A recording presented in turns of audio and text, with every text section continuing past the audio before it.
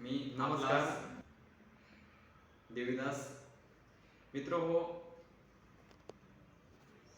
10वी आणि 12वी ही जी एक्झाम असतात ही आपल्या लाईफचा टर्निंग पॉईंट असतो आणि यामध्ये आपण उत्कृष्टपणाने चांगल्या मार्काने पास व्हावा अशी मी अपेक्षा करतो.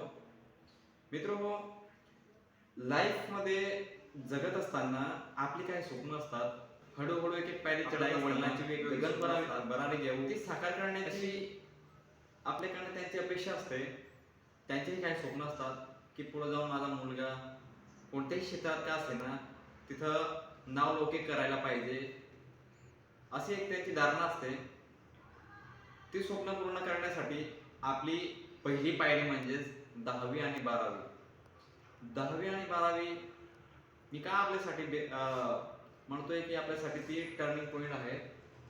मित्र हो, 10वी आणि 12वी ह्या शैक्षणिक काळामध्ये किंवा जर पुढे आपण जाऊ तोपर्यंत या एक्झामचे मार्क्स विचारले जातात सततली, की जी टक्केवारी असते ती आपल्याला कुठेही गेल्यानंतर आजची ही पिढी स्पर्धा परीक्षेची तयारीची आहे आणि या स्पर्धेच्या भागांमध्ये उतरत असताना आपली स्वप्न आपण साकार करू त्यावेळेस ह्या मार्क देखील आपल्यासाठी खूप मोलाचे आहेत.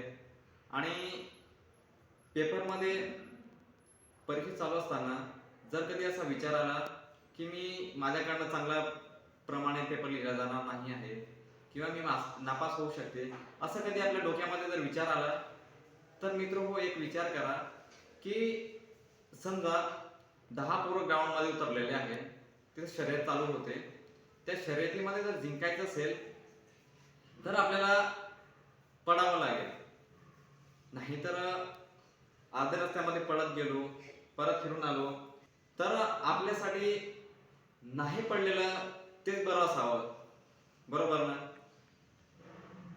आणि जो सतत स्वतःवर विश्वास ठेवून पडत राहतो तो शेवटी शर्यत जिंकतो आणि जिंकणारच. तो आत्मविश्वास घेऊन पडत असतो.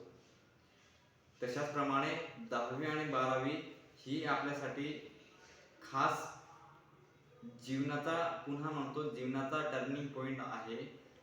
यामध्ये उत्कृष्टपणे चांगल्या मार्काने पास व्हावा आणि तुम्ही होणारच.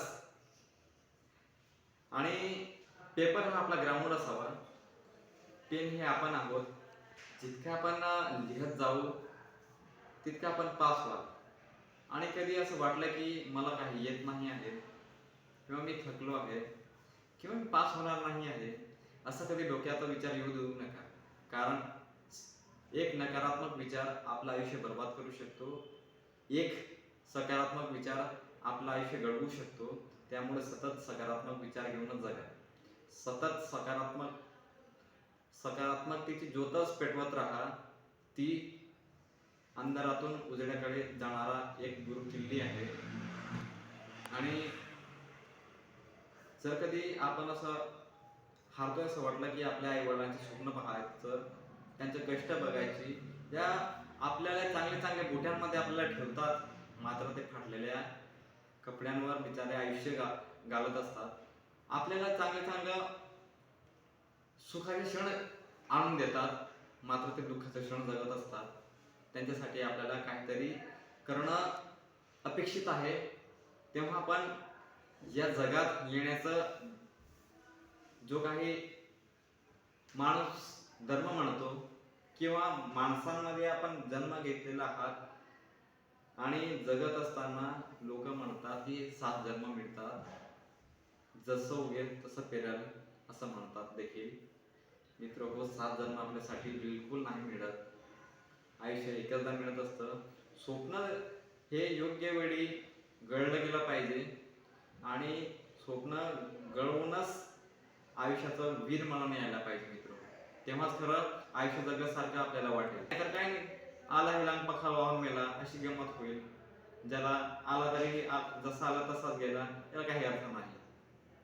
गेल्यानंतर ही लोक नाव काढायला पाहिजे, म्हणायला पाहिजे की काय माणूस होता किंवा काय व्यक्ती होता की जो असा जगला की संपूर्ण आयुष्यामध्ये दुसरा असा व्यक्ती कोणीही जगला नसेल.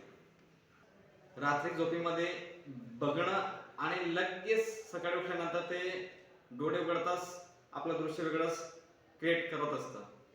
मात्र स्वप्न हे आपल्याला उघड्या डोळ्याने बघितलं गेलं पाहिजे आणि एक एक पाऊल चालताना आपल्या स्वप्नाचा पायऱ्या चढत आहोत असं भास असू द्यायला पाहिजे.